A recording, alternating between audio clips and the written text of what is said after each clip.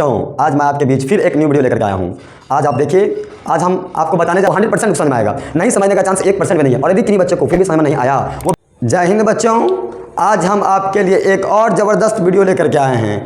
Class 10 CBSE board NCERT chapter polynomials का 2.2 new NCERT book में, और हम उसका कुछ पहले का एग्जाम्पल्स को बता रहे हैं। तो आप देखिए एग्जाम्पल्स नंबर 2 मैं आपको दिखा रहा हूँ बुक में, जो कि एग्जाम्पल में क्या है, क्वेश्चंस मैं पढ़ के बता रहा हूँ, फिर सॉल्यूशन मैं दिखाऊंगा। एग्जाम्पल में कह रहा है क्या, आपको बुक दिख रहा होगा, यहाँ पे दिख रहा है। देखिए एग्जाम्पल में कह रहा है find the zeros of the polynomial x² - 3 and verify the relation between the zeros and the coefficient. मैंने पिछले वाला एग्जाम्पल में मैं इस तरह का ही क्वेश्चन एक बताया था, और ये दूसरा वाला एग्जाम्पल था बच्चों। आप इसको ध्यान से समझिए और देखिए, आपको 100% समझ में आएगा, और ये बहुत ही इंपॉर्टेंट एग्जाम्पल्स है। तो आइए हम लोग इसको सॉल्व करते हैं बहुत ही आसान तरीका से।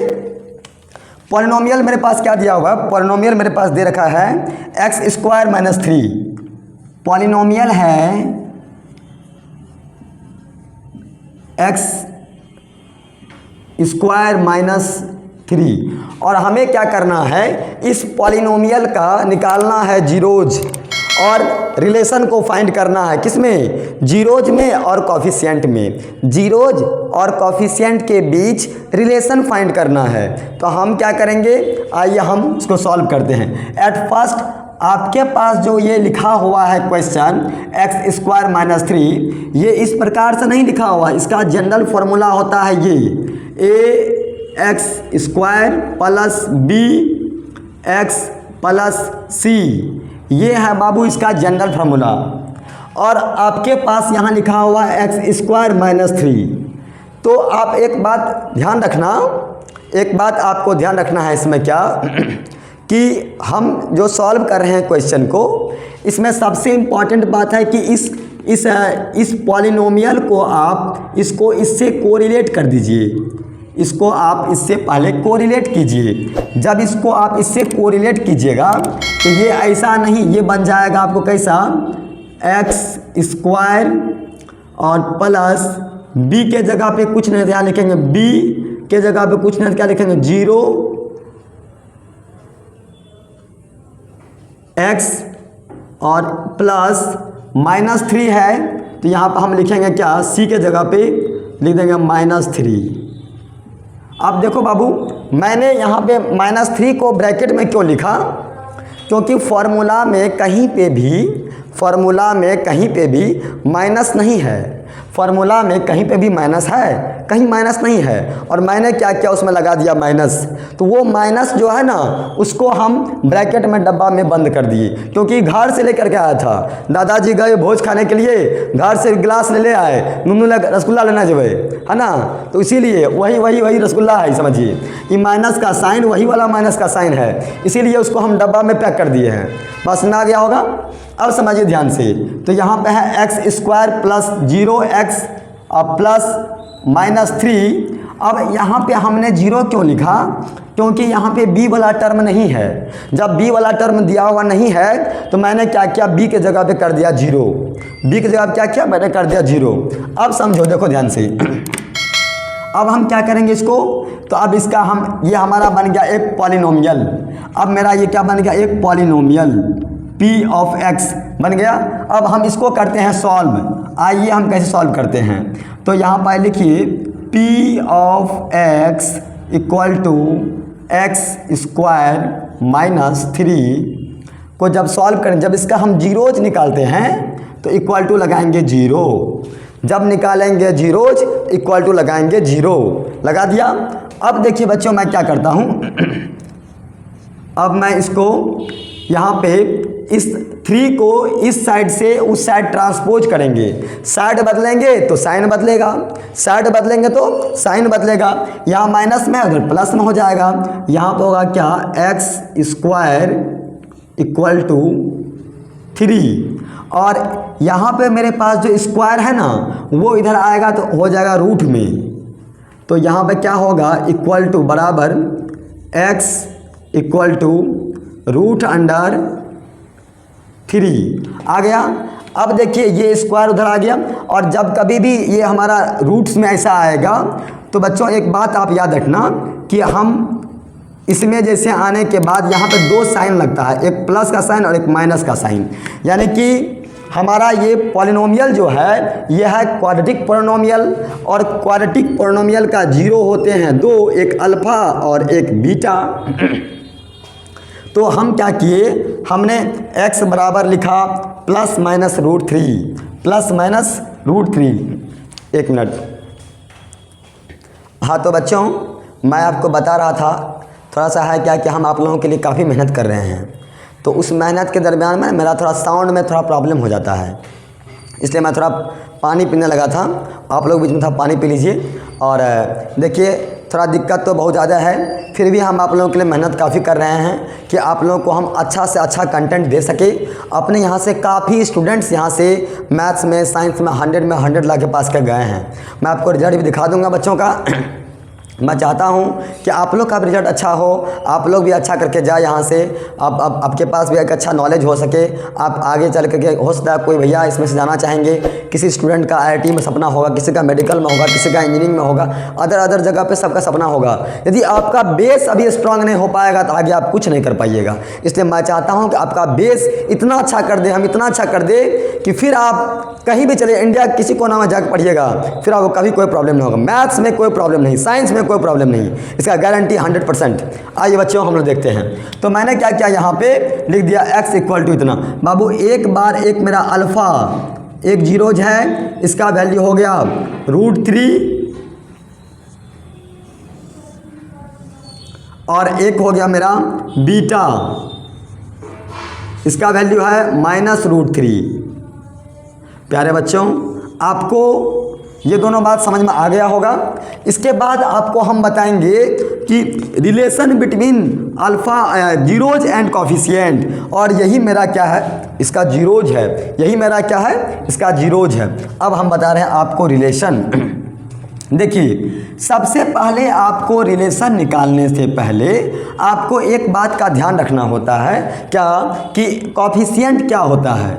देखिए कॉफिशिएंट है ये A, B और C, ये क्या है बाबू, ये है कॉफिशिएंट। ये A B C क्या है, ये है कॉफिशिएंट। ये A, ये B और ये C तीनों क्या है, तीनों कॉफिशिएंट है।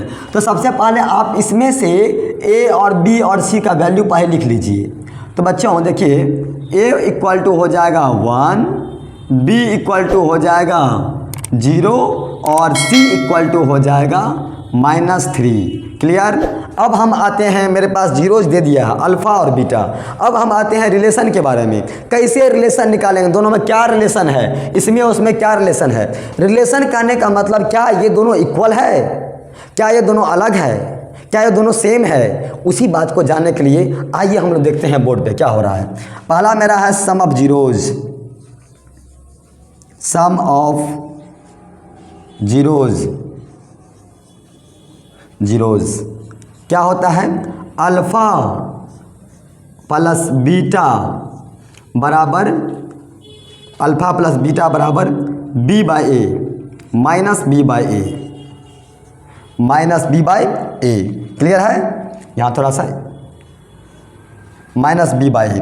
तो आइए अल्फ़ा मेरा कितना, क्योंकि हमने लिखा है सम ऑफ जीरोज, जीरोज का सम, तो अल्फ़ा मेरे पास कितना दिया है √3, बीटा कितना दिया -√3।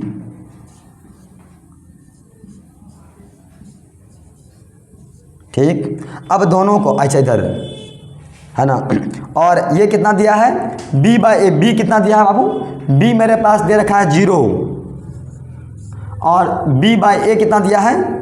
और एक बात याद रखिएगा, जीरो में कभी ना ही माइनस लगता है और ना ही प्लस लगता है। Zero is neither negative nor positive, zero is hero, zero एक हीरो है। जीरो में ना तो माइनस का साइन लगता है और ना ही प्लस का साइन लगता है, ये बात आपको पता होना चाहिए। इसलिए बाबू जीरो में कभी नहीं, भूल से भी नहीं, जीरो में माइनस प्लस नहीं लगाना है, जीरो। और B/A मेरा कितना है 1, नीचे लिख दो 1। ठीक है, अब इसको हम सॉल्व करते हैं। देखिए ध्यान से, जब इसको हम करेंगे तो ये जैसे ब्रैकेट हटेगा ना बाबू, यहाँ पर आ जाएगा √3 प्लस माइनस -√3, और यहाँ पर क्या होगा 0/1, तो इसका मतलब हुआ 0 में 1 से डिवाइड करो, तो 1 को किससे मल्टीप्लाई करेंगे जो आंसर होगा 0, तो 1 multiply 0 answer is 0, then remainder is 0। अब देखिए तो ये प्लस में ये माइनस में ये और ये कैंसिल, तो ये हमारा क्या हो गया 0, तो यहाँ पे क्या हो गया 0, मन के 0 बराबर 0, your LHS is equal to RHS। आपका एक हो गया सॉल्व। इसी में एक और है, बस 1 मिनट आप देखिए, मैं तुरंत सॉल्व करता हूँ। देखिए बच्चों बस 1 मिनट देखिए आप। एक और मेरा क्या है इसी में, एक और मेरा है इसमें कि प्रोडक्ट ऑफ जीरोज, क्या है product of zeros, product of zeros formula होता है अल्फ़ा इंटू बीटा बराबर C बटा A। क्लियर। अब देखिए अल्फ़ा कितना दिया है √3 इंटू बीटा कितना दिया है -√3 बराबर C कितना दिया है -3, A कितना दिया है 1। प्यारे बच्चों आइए हम सॉल्व करते हैं। तो हम लोग एक बात जानते हैं क्या, तो समझिएगा ध्यान से, √3 को जब गुना करेंगे √3 से तो हो जाएगा √9, और √9 को हम लोग लिखते हैं क्या √3 समझिए ध्यान से, हम समझा रहे हैं। और इसको हम लोग क्या करेंगे, ये रूट का वैल्यू होता है 1/2, तो हम लोग क्या करेंगे, हम लोग इसके जगह पर लिखेंगे 3 पे होल पावर 1/2। क्लियर। अच्छा, जब पावर पे पावर होता है, क्लास 8 का कंसेप्ट याद करो, मैंने बताया था क्लास 8 में, जब पावर पे पावर होगा तो क्या होगा मल्टीप्लाई, तो हमारा क्या हो जाएगा, ये इसको सॉल्व करेंगे तो मेरा हो जाएगा यहाँ पे 3 पे पावर 2 इंटू 1/2, और ये 2 कैंसिल, तो बचा क्या, आंसर इज 3। तो आपसे कोई पूछेगा बताओ √3 इंटू √3 क्या होगा 3, और ऐसे भी ये मैं बताया आपको प्रोसेस, ये मैं आपको प्रोसेस सिखाया कैसे आंसर आता है, लेकिन बच्चों को याद होगा √3 इंटू √3 होगा 9, और 9 का रूट निकलेगा 3, ये मैक्सिमम बच्चों को याद होगा। लेकिन इसमें से बहुत सारे से मेरे भाई बहन लोग होंगे जिनको ये नहीं आता है प्रोसेस, क्लास 9th में 10th में बहुत सारे ऐसे बच्चे हैं जिनको ये प्रोसेस नहीं आता है, इसलिए मैंने इसका प्रोसेस बता दिया। आप इसको कॉपी में ज़रूर लिखिए, अवश्य अपने कॉपी में नोट कीजिए। ये एग्जैक्ट मेथड है, इसी मेथड से इसको सॉल्व किया जाता है। ये कैसे आया कोई पूछेगा तो इसको बताएंगे ये प्रोसेस। चलिए अब देखिए हम क्या करेंगे, तो हम लोग इसको मिटाते हैं थोड़ा सा,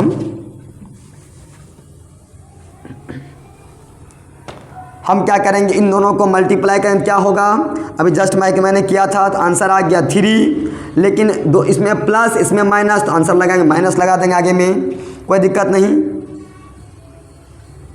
अब इक्वल टू, और यहाँ क्या है -3, और नीचे में 1 है, नीचे में 1 लिखो या ना लिखो बात बराबर, क्योंकि हम पिछले वीडियो में बताए थे बच्चों को, यदि कोई बच्चा लिखता है 1/3 और कोई बच्चा लिखता है 3/1, तो 3/1 का मतलब होता है 1, और 1/3 का मतलब होता है एक आम का 3 भाग, एक आम का 3 भाग। मैं 3 भाई हूँ, एक आम लाते थे पिताजी मेरे, हम उसको 3 भाग में बांटते थे। हम खाते थे गुठली, मेरा भाई लोग खाता था उसका क्या कहते वो गुद्दा वगैरह सब, ऐसे हम लोग खाया करते थे। ये था हम लोग का प्रोसेस खाने, क्या समझे। हाँ देखिए, तो ये हमारा था, आया हमारा आंसर ये ऐसा है ना। और हमारा देखिए यहाँ LHS और RHS मेरा इक्वल हो गया, तो हमारा क्वेश्चन हो गया सॉल्व। प्यारे बच्चों, मैं आपको अभी NCERT बुक का एग्जाम्पल नंबर 2 बताया, और एग्जाम्पल नंबर ये 3 है। ये क्या है, ये है एग्जाम्पल नंबर 3, आप याद रखिएगा। एग्जाम्पल नंबर 3 NCERT बुक में देखिएगा चैप्टर 2 का। प्यारे बच्चों, जिन बच्चों को वीडियो में कहीं कोई प्रॉब्लम हुआ हो समझने में, तो आप वीडियो को रिकैप करके दोबारा देखिए और दोबारा देख के समझिए। मैं आशा करता हूं कि आपको 100% समझ में आया होगा। फिर भी किन्हीं बच्चों को समझ नहीं आया, आप मुझे कमेंट करें, मैं दोबारा आपको समझाऊंगा। तब तक के लिए थैंक यू, मिलते हैं नेक्स्ट वीडियो में। थैंक यू बच्चों।